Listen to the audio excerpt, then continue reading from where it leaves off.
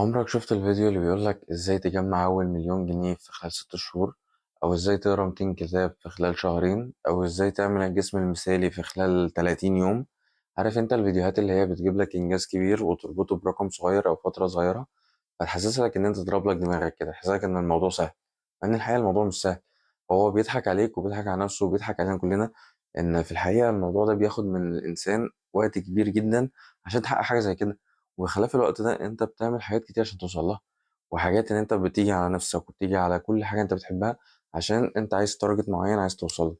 هي دي الفكرة، ان الحياة مش مجرد انجاز كبير في مدة صغيرة، ولو حصلت فهي بتبقى يعني حاجة كويسة، بس هو ده مش الطبيعي، فاهم؟ ده مش النورمال لحياة اي واحد ان هو يحقق الرقم ده في الفترة دي. فدي الحاجة اللي احنا عايزين نتكلم عنها النهاردة في حلقة جديدة من دفتر العرب. قبل ما نبدأ الحلقة بتاعت النهاردة أنا حابب أعتذر لكم عن حاجة بسيطة كده، وهو إن أنا بقالي أسبوعين منزلتش ولا فيديو. وده بسببين: السبب الأول إن أنا كان عندي مترم في الكلية فانشغلت جدا بصراحة، والسبب التاني إن أنا مكانش عندي شغف إن أنا أرجع أصور أو أكمل تاني، بسبب إن أنا شفت إن الأرقام اللي أنا بحققها كمشاهدات وكاشتراكات حاجة قليلة بالنسبة للحاجات اللي في دماغي، أو مقارنة بناس تانية. وهنا في حد ممكن يجي يقول لي: طب أنت كنت عامل فيديو عن المقارنة، أنت مقارنتش نفسك بحد، طب أنت إزاي بتقارن نفسك؟ وهنا حابب أقول لك إن ده مثلا مش نفاق، إن ده طبيعة بشرية، إن إحنا بنغلط، وده فعلا أنا غلطت. بس الفكرة إن أنا رجعت عاتبت نفسي ورجعت تاني وعملت فيديو تاني، وقلت إن أنا مبسوط بالأرقام، لدرجة إن أنا نسيت الهدف بتاع القناة، إن الهدف إن أنا بعمل حاجة إن أنا بهرج فيها كلامي على ورق، مش هدف إن أنا أجيب مشاهدات أو أجيب اشتراكات أو أجيب حاجة زي كده. هي دي كانت فكرتي كلها، إن أنا نسيت الهدف مقارنة بشيء معين، يعني ضحك على دماغي أو حاجة ما ظبطتش معايا. هي دي الفكرة. ما تزعلش إن أنت فكرت أو وقعت أو كده، لأ، ازعل لما أنت تفضل واقع لفترة كبيرة. أنا دي اللي أنا عايز أتكلم عنه. مش غلط إن أنت تقع، بس غلط إن أنت تفضل واقع. عشان كده أنا رجعت لكم تاني بحلقة جديدة كانت شاغلة دماغي وهنتكلم عنها. بس الفكرة إن أنت ما تفضلش واقع، وكمل مهما كان الحاجة وحاول ترجع تاني، وما تستصغرش الحاجة مهما كانت صغيرة. الحاجة يعني المليون جنيه أساسها جنيه، فاهم الفكرة؟ الكلمات الإنجليش كلها أساسها حروف اي بي سي. أي حاجة كبيرة هي أساسها حاجة بسيطة. فاعمل الحاجة البسيطة النهاردة عشان توصل للحاجة الكبيرة بكرة. تعالوا نكمل حلقتنا. وأنا كنت بقلب على السوشيال ميديا أو على أي بلاتفورم عموما، لقيت فيديو بيقولك إزاي تعمل مليون جنيه في 6 شهور. اللي هو أنا حسيت إن أنا يعني ما أنا عايز أعمل مليون جنيه في 6 شهور يعني. يعني إيه اللي معطلني؟ يعني إيه اللي موقفني إن أنا أعمل مليون جنيه في 6 شهور؟ فدخلت شفت الفيديو لقيته ان هو فاهم حاجات عايمه كده، اللي هو انت لازم مش عارف تتعلم الماني في خلال مش عارف كذا، او ان انت لازم تشتغل اي اي في خلال مش عارف كذا، او ان انت تتعلم داتابيس في خلال 3 شهور، او تتعلم فيديو اديتنج في خلال شهرين، وبعد شهرين تشتغل مش عارف. اللي هو طب ما هو الموضوع مش بسيط. انت بسطته لي، قلت لي هتجيب رقم كبير في مده صغيره، فانت بسطتها جدا، بس هو الموضوع مش بسيط زي ما الناس متخيله. لان في للاسف ناس بتربط الموضوع ده بنفسها، فتحس بعجز. اللي هو انت ما اديتش رساله الفيديو ولا فهمت الفكره، وكمان حطيت عجز على المشاهد ان هو حاسس ان هو ضعيف. ما هو انت المليون جنيه ده رقم كبير استيل مقارنه بناس لسه صغيره لسه بتبدا، فاهم؟ ما هو المليون جنيه ده انت بتقارنه لمين؟ المليون جنيه لو بتقارنه للملياردير فهو بالنسبة له ولا حاجة، بتقارنه المليونير فهو بالنسبة له جزء من فلوسه، بتقارنه بشخص بسيط فهو بالنسبة له حلم نفسه يوصل له. فانت ان انت تتاجر بحلم شخص تاني ده، دي صعبة. ان انت تبسط الحاجة لدرجة ان هي تبقى بالنسبة له في عينه سهلة وهي في الحقيقة مش سهلة، لا، الموضوع صعب، الموضوع أصعب من اللي انت متخيله. فهي دي الفكرة، إن أنت مش عايزك ينضحك عليك بفكرة إن أنت إزاي تحقق المعادلة الكاملة أو المبلغ الكبير أو الهدف الكبير التارجت الكبير في مدة صغيرة. إن ده طبيعي؟ لا، ده مش طبيعي. هي ممكن تحصل للناس، بس لما بتحصل لحد دي بتبقى حاجة خارقة، أو هو بذل فيها مجهود زيادة عن اللزوم، أو في حاجة ساعدته فيها. لكن مش الطبيعي إن مثلا كل 6 شهور واحد بيجيب مليون جنيه، أو إن هو واحد بدأ في خلال 6 شهور جاب مليون جنيه، فاهم؟ لا، إن إحنا طبعا كلنا بنجرب وكلنا بنعيش، كلنا علينا ارقامنا. وعايز اقول لك على حاجه: انت ممكن تقعد من ال6 شهور 5 شهور دي معاك 100,000 جنيه، واخر شهر اللي يجي لل 900,000. فانت هتفهم منين ان العقليه ان انت لازم تستنى لحد الاخر؟ فهي المعادله ما بتمشيش كده، المعادله بتمشي برتم تاني خالص. نفس فكره السؤال اللي هو كان بيقول لك: اديك مليون جنيه النهارده ولا اديك جنيه يتضاعف لمده 30 يوم؟ انت لو جيت شفتها باي نظريه سطحيه هتلاقي ان المليون جنيه اسهل. انا خدت مليون جنيه دلوقتي، انا فاهم اتغنيت، بدل ما اخد جنيه يتضاعف بكره هيبقى 2 جنيه، بعد 4، بعده 8، بعده مش عارف هتبقى 16، وهكذا يعني الى اخر ال 30. بس الفكرة ان انت لو كنت استنيت لحد ال 30 يوم كنت هيبقى معاك رقم يفوق ال 10 مليون جنيه. طب ما ده الفكرة، انت استنيت، فهي دي الفكرة. ان هي ما بتتقاس كده بقى، ان انا مش هديك مليون جنيه في مقابل 6 شهور. لا، انا اشتغل في حرفة او اشتغل في حاجة او اشتغل في مهنة معينة، بفضل انمي فيها نفسي، ومن تنمية نفسي دي بقى هيجيلي عائد في الاخر. ما هو انت العائد مش هتلاقيه في الاول. يعني برضو سبحان الله، كل حاجة بالدعاء الا الرزق بالعمل. يعني دي حقيقة، ودي الحياة. انت رزقك بعملك مش بدعائك. انت ممكن تدعي، يعني ما انا لو قعدت النهارده مثلا ادعي ان انا نفسي يبقى معايا مليون جنيه، مش هتجيلي، فاهم؟ مفيش، فاهم؟ شنطه كده هتجيلي فروم نو وير كده من اللاشيء، تترمي قدام باب بيتنا، اصحى الصبح الاقي مليون جنيه قدام باب البيت. مش هتيجي. مفيش حد هيبعت لي مليون جنيه بالغلط وهيبقى مش عايزهم، فاهم؟ اللي هو هيقول لك يا ده انت امين قوي جدا، انت كلمتني تاني، لا خد المليون جنيه، انا مش عايزهم.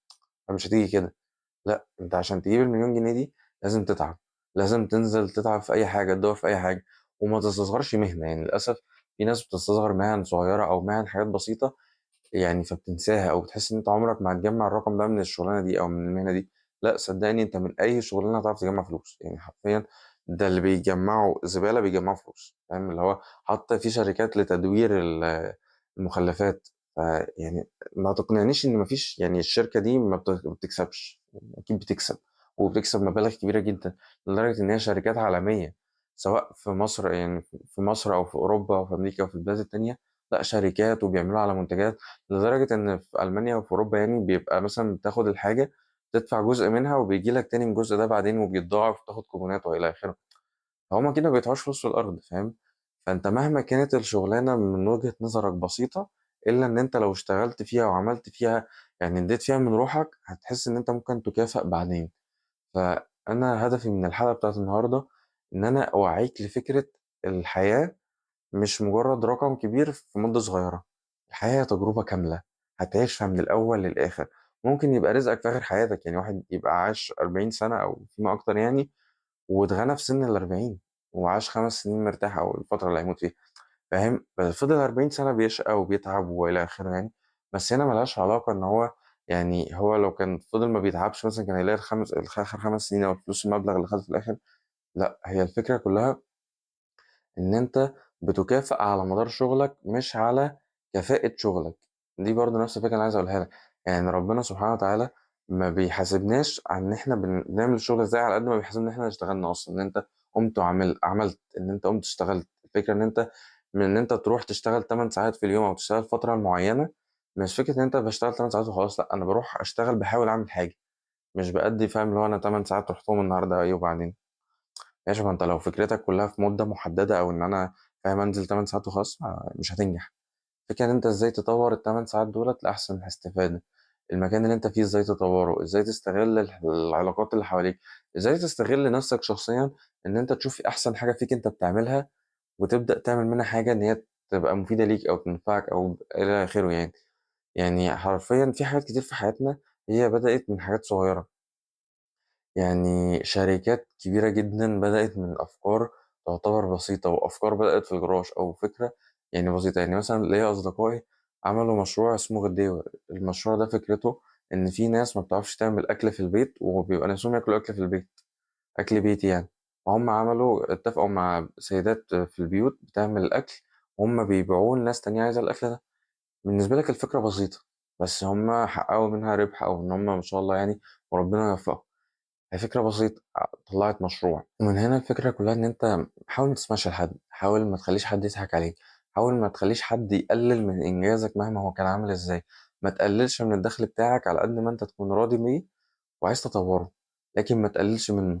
لأن أنت لو هدفك في الحياة فلوس، فأنت عمرك ما هتشبع، عمرك ما هتعيش، عمرك ما هتستمتع. لأن أنت هدفك فلوس، فأنت حققت مليون جنيه هيبقى نفسك يبقى في ال10 مليون، حققت ال10 مليون في نفسك يبقى في ال100 مليون، حققت ال100 مليون نفسك في المليار، وهتفضل هكذا لحد ما الفلوس ما بتخلص، الأرقام ما بتنتهيش، فاهم؟ عندك إلى ما لا نهاية. فأنت الفلوس عمرها ما هتخلص.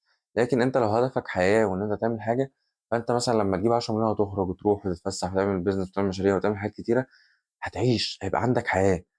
فدي الفكرة كلها، ان انت طول ما انت عندك حياة، طول ما انت الدنيا هتبقى احسن بكتير من ان انت عايش بتجمع فلوس. لان انت كده كده هتموت، يعني دي حقيقة، الحقيقة المسلمة في حياة البني ادم ان هو هيموت. مفيش حد ما بيموتش، مفيش حد خالد في الارض دي. فانت لما تموت انت كده كده مش هتاخد فلوسك، ولا هتاخد اي حاجه، هتاخد اعمالك، ذكرياتك، حاجتك. دي الفكره كلها، اللي انت مش هتاخد الفلوس دي، فانت هتاخد تعمل بيها ايه؟ هتفضل يعني تحوش الارقام الخياليه دي ليه؟ يعني فاهم، مش هتوصل بيها لحاجه.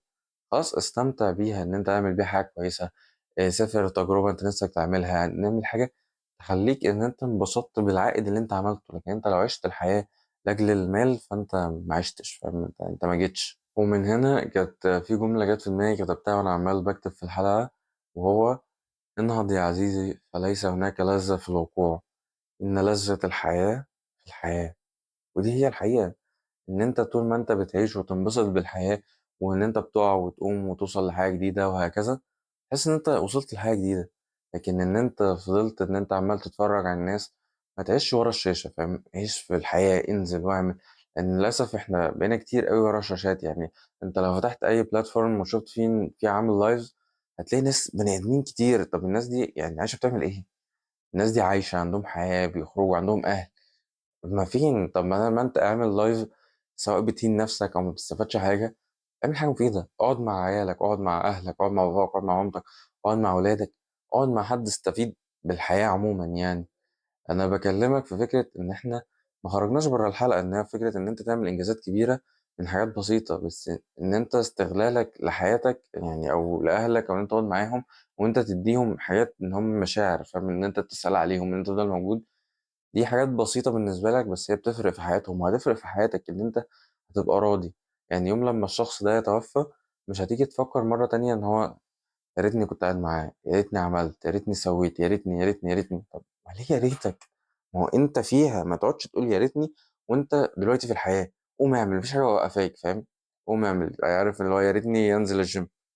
يعني فاهم، شوف ايه مشكلتك؟ معطلك فلوس؟ شوف جيم رخيص. معطلك فلوس جدا؟ اتمرن في البيت، اعمل تمارين في البيت لحد ما يبقى معاك مبلغ مادي تنزل تشترك في الجيم. معطلك وقت وتنظيم حياة؟ نظم يومك، هتلاقي فيه اكيد وقت فاضي. يعني مفيش بني ادم حياته مشغولة 24 ساعة، اكيد في وقت فاضي، فاهم؟ فنظم الدنيا، هتلاقيك وصلت بقى للمليون بتاع اول الحلقة ده في الفترة اللي انت تقدر تعمل فيها اللي انت عايزه. فهي دي فكرة الحياة. الحياة مش مربوطة بمدة، أو إن حد قال لك أنا حققت المليون جنيه ده في 6 شهور، يبقى أنا لازم أحقق كمان مليون جنيه في 6 شهور.